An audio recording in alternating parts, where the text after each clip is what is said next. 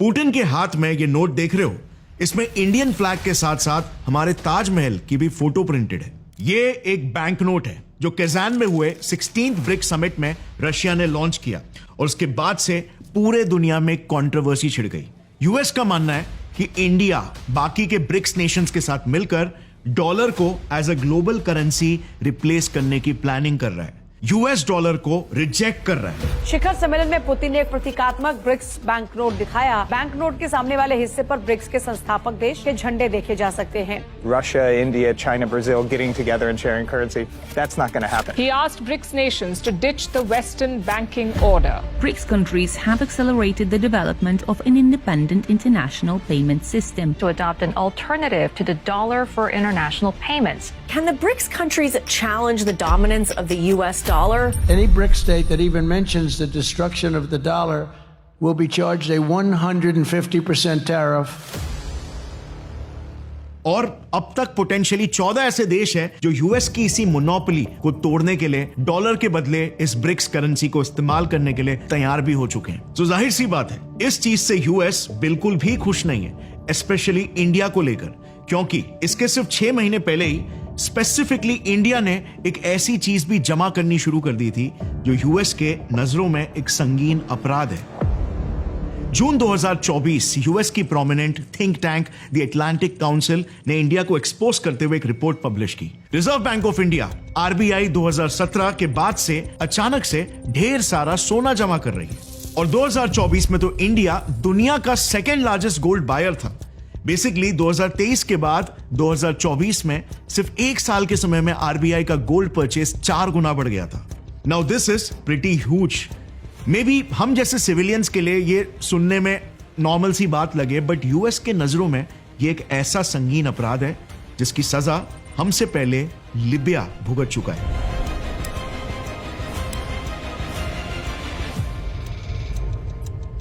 मुझे बताओ 2011 में यूएस ने लिबिया को इन्वेड क्यों किया था?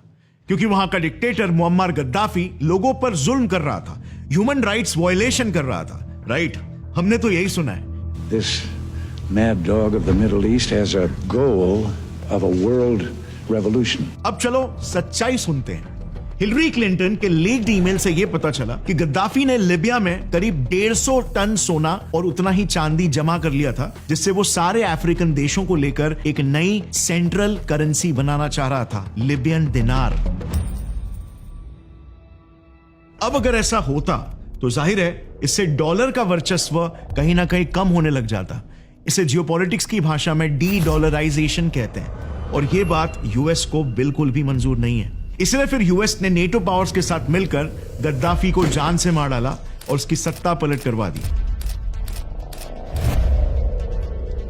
Today, I authorize the armed forces of the United States to begin a limited military action in Libya in support of an international effort to protect Libyan civilians.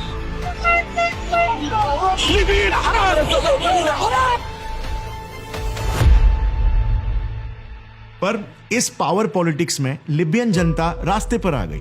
NATO forces ने जैसे ही Gaddafi को हटाया, देश की economy collapse हो गई। 3,25,000 लोग एक झटके में गरीब हो गए। इन्फ्लेशन आसमान छूने लगा।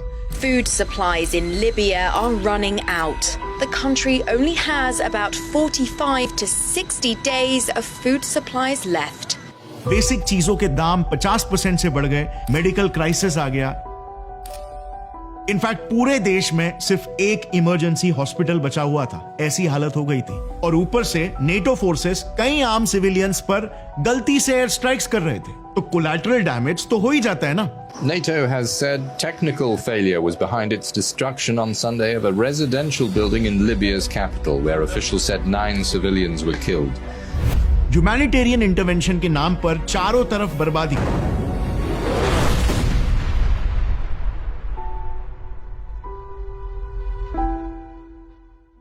सेम हुआ इराक में भी।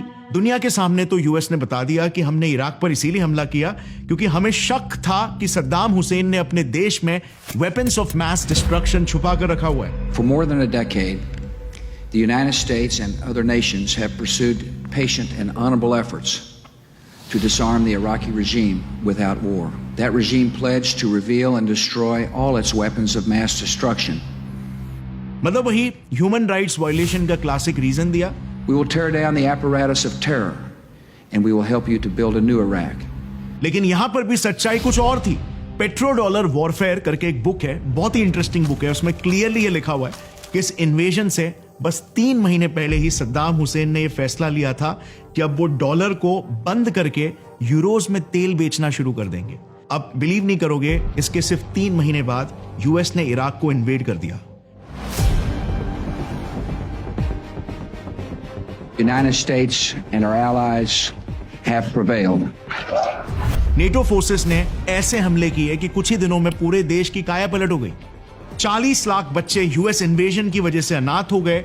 ऑयल रिच इराक का नाम दुनिया के सबसे गरीब देशों में शामिल हो गया और आज तक वहां पर कोई स्टेबल गवर्नमेंट नहीं आ पाई है। तभी तो इराक आईएसआईएस जैसे टेररिस्ट ऑर्गेनाइजेशंस का गढ़ बना हुआ है।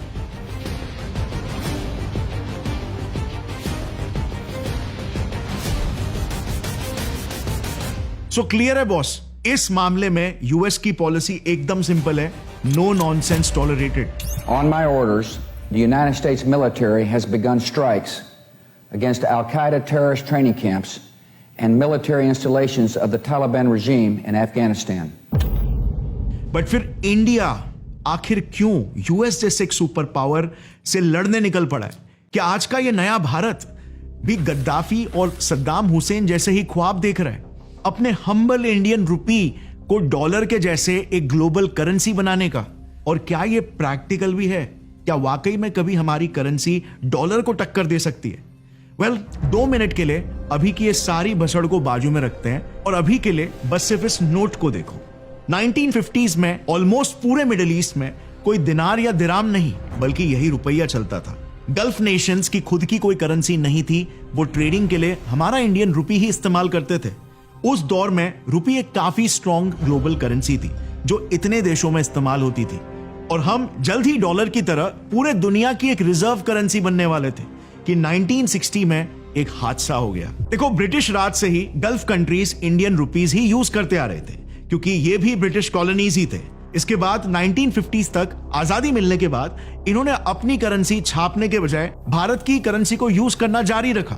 लेकिन 1950s में एक प्रॉब्लम हो गई क्योंकि रुपी इंडिया और गल्फ की एक कॉमन करेंसी थी, इसीलिए तब भारत में गोल्ड स्मगलिंग एकदम से बूम कर गया था। सो इसे रोकने के लिए 1959 में आरबीआई ने एक स्पेशल गल्फ रुपी इंट्रोड्यूस किया। ये पिंक कलर का Z1 सीरीज नोट सिर्फ गल्फ देशों में ही वैलिड था।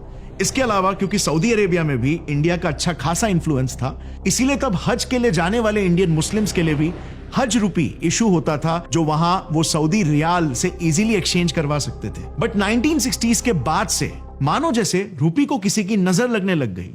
1962 Indo China war, 1965 Indo Pakistan war और 1966 का द इनफेमस बिहार ड्रॉट, ये सारी घटनाएं हुई। भारत के लिए एक के बाद एक मुश्किलें बढ़ती गई। हम एक्सपोर्ट्स नहीं कर पा रहे थे, हमारे इंपोर्ट्स एकदम से बढ़ गए थे। इंडिया ट्रेड डेफिसिट में चला गया था, इंडियन इकोनॉमी क्रैश हो चुकी थी, देश में गरीबी अपने पीक पर थी, देश में एक इमरजेंसी फॉरेन एक्सचेंज क्राइसिस आ चुका था और इसका पूरा बोझ उठाना पड़ा हमारे इंडियन रुपी को।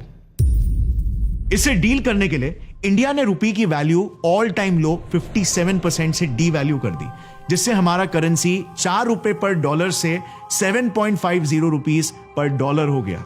अब इससे जाहिर है गल्फ कंट्रीज एकदम से घबरा गए।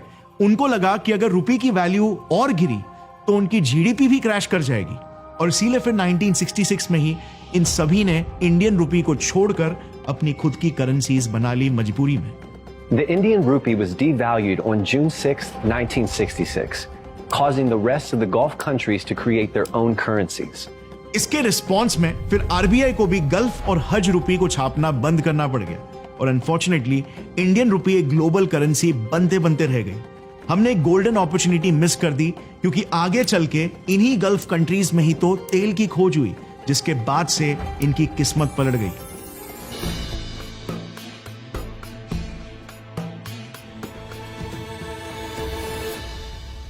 अब सोचो अगर इंडियन रुपी इनकी करेंसी तभी भी होती तो रुपए की वैल्यू आज कितनी ज्यादा होती। जस्ट फॉर योर कॉन्टेक्स्ट, जो कुवैत पहले रुपी यूज किया करता था आज उसके करेंसी की वैल्यू, उसके एक दिनार की value 1 KWD is equal to $3.25। Similar value Oman और बहरेन की करेंसी की भी है। But anyway, all this is the past. आज हम सब जानते हैं कि ग्लोबली ट्रेड में 96% यूएस डॉलर यूज होता है, जो कि एक्चुअली में हर एक कंट्री के लिए एक बहुत बड़ा थ्रेट है, स्पेशली क्योंकि यूएस अपने इस पावर, अपने इस इन्फ्लुएंस को दूसरे देशों पर अब्यूज करना बहुत अच्छे से जानता है। Vladimir Putin doesn't come to the table to negotiate with you. Will you put additional sanctions on Russia? Sounds likely. US की हिस्ट्री रही है अपने डॉलर की मोनोपोली के बल पर देशों को ब्लैकमेल करने की। Any BRICS state that even mentions the destruction of the dollar will be charged a 150% tariff. January 2019 US ने वेनेजुएला पर स्ट्रिक्ट इकोनॉमिक सैंक्शंस लगा दिए। उन्हें ग्लोबल फाइनेंशियल मार्केट्स में यूएस डॉलर इस्तेमाल करने से बैन कर दिया। रीजन, वेनेजुएला में निकोलस माडुरो ने प्रेसिडेंशियल इलेक्शंस जीतकर अपनी गवर्नमेंट बना ली थी, लेकिन यूएस ऑपोजिशन लीडर जुआन ग्वाइडो को लेजिटिमेट समझता था। तो अब सैंक्शंस का मतलब तो यह हुआ कि वेनेजुएला किसी भी देश से डॉलर्स में डील नहीं कर सकता था। वेनेजुएला ग्लोबली एकदम से आइसोलेट हो गया और इसीलिए सैंक्शंस लगते ही इस देश की बर्बादी शुरू हो गई। वेनेजुएला जो कंट्री कंप्लीटली ऑयल डिपेंडेंट है, सैंक्शंस के बाद उनका ऑयल सेल्स 37% से गिर गया। इससे देश की हालत ऐसी हो गई कि वेनेजुएला की 89% जनता एक झटके में गरीब हो गई। There is a crisis here. Millions of people have fled Venezuela as the country crumbles. El sueldo mensual no nos alcanza para una caja de cornflakes. महंगाई इतनी बढ़ गई थी कि एक महीने भर की सैलरी में बस एक हॉट डॉग नसीब हो रहा था।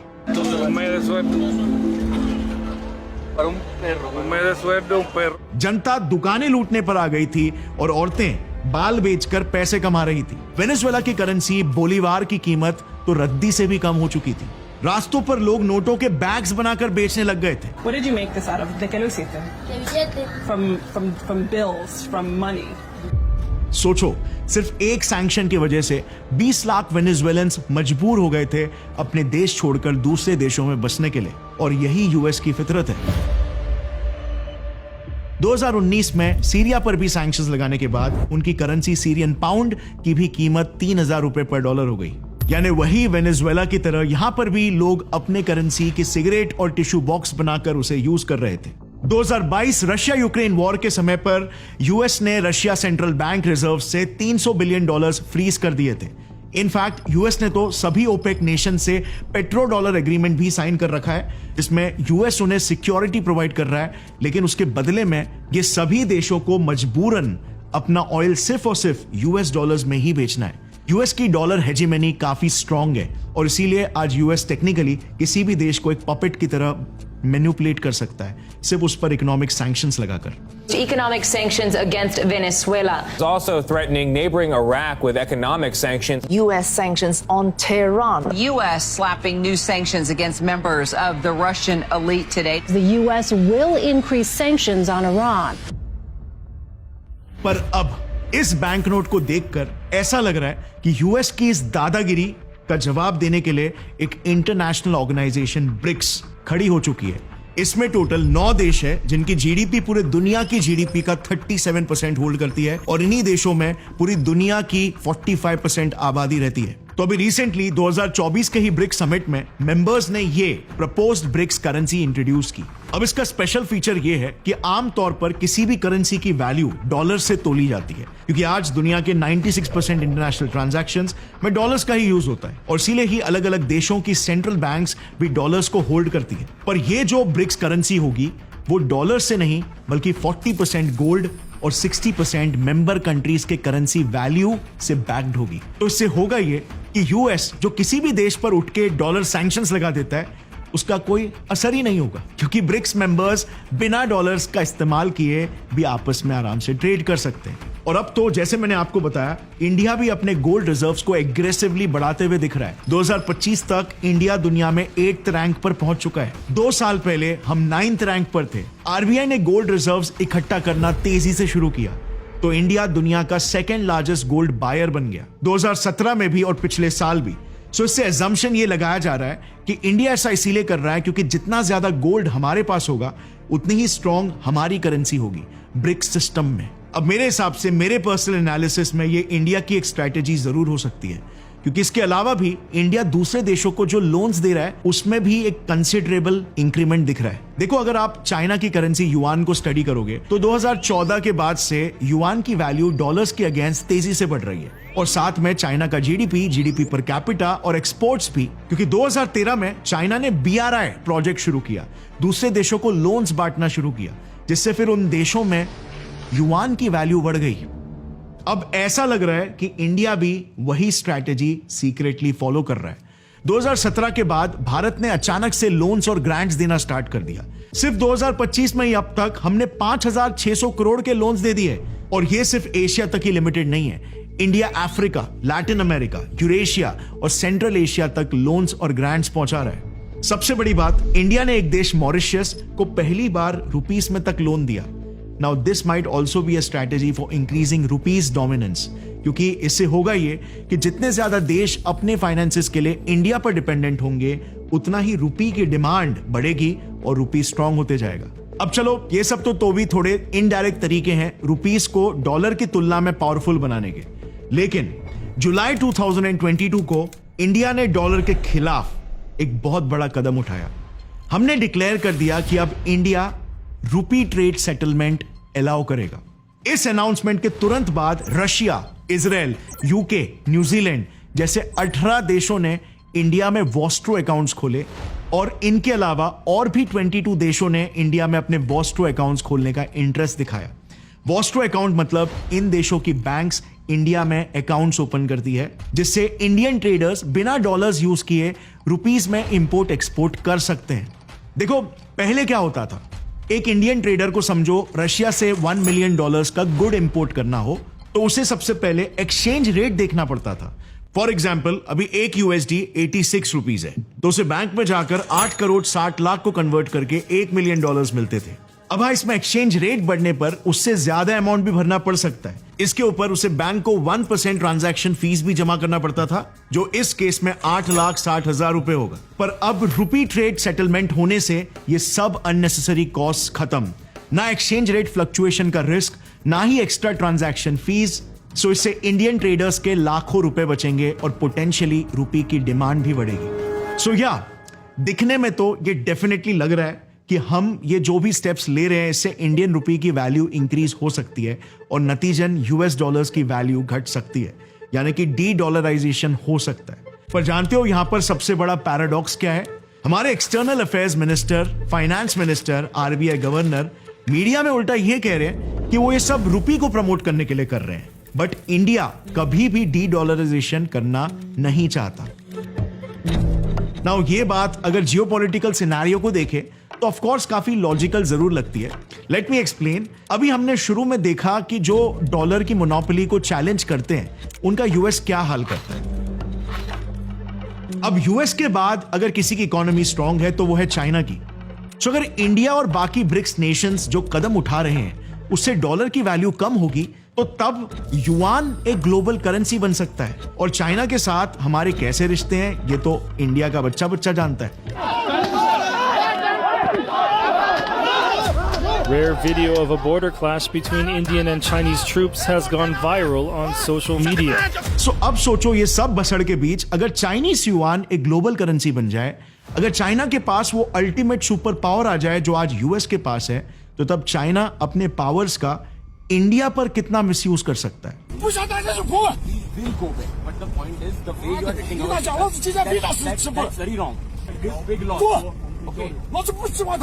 और इसीलिए मुझे पर्सनली ऐसा नहीं लगता कि इंडिया का हार्डकोर फोकस डी-डॉलराइजेशन की तरफ होगा, एटलीस्ट जब तक रुपीस की value as a global currency strong और स्टेबल नहीं हो जाती। और इसीलिए स्ट्रेटेजिकली अगर देखा जाए तो इंडिया का फोकस सिर्फ एक करेंसी को रिप्लेस करना नहीं बल्कि अपनी ग्लोबल पोजिशनिंग को स्ट्रेंथन करना है। इनफैक्ट अगर हम हमारे फॉरेन मिनिस्टर एस जयशंकर जी की बुक द इंडिया वे का फर्स्ट चैप्टर भी देखेंगे तो उन्होंने क्लियरली लिखा हुआ है कि इंडिया का लॉन्ग टर्म प्लान है to engage America, manage China, cultivate Europe, reassure Russia and bring Japan into play. मतलब सीधा सा फंडा है, इंडिया एक मल्टीपोलर वर्ल्ड का विजन रख रहा है। जिसमें सबके साथ मिलकर हमें खुद को भी एक ग्लोबल सुपर पावर बनाना है। भारत का मकसद सिर्फ एक करेंसी को रिप्लेस करना नहीं है, बल्कि एक नया इकोनॉमिक बैलेंस क्रिएट करना है। हाँ, डी-डॉलराइजेशन इसका एक जरिया, एक रास्ता जरूर हो सकता है, लेकिन हमारी असली मंजिल है एक ऐसी मल्टीपोलर दुनिया जहां पर इंडिया को भी एक इकोनॉमिक सुपर पावर जैसे देखा जाए। So what do you guys think about it? इस मुद्दे पर अपने ओपिनियन को और अपने एनालिसिस को नीचे कमेंट्स में शेयर करना। मैं जानना चाहता हूं आपके व्यूज क्या है। और अगर आपको इसी तरह के पॉलिटिक्स और जियोपॉलिटिक्स के वीडियोस पसंद आते हैं तो मैंने हाल ही में एक वीडियो बनाया था कि किस तरह यूरोप की इकोनॉमी गिर रही है, लोगों की इनकम कम हो रही है, बट इसके बावजूद सरप्राइजिंगली यूरोपियंस का हैप्पीनेस इंडेक्स बढ़ रहा है। अगर आप वो वीडियो देखना चाहते हो तो यहां पर लेफ्ट पर क्लिक कर सकते हो और उस वीडियो पर आप चले जाओगे। I highly recommend. मिलते हैं अगले वीडियो में, तब तक के लिए टेक केयर। जय हिंद।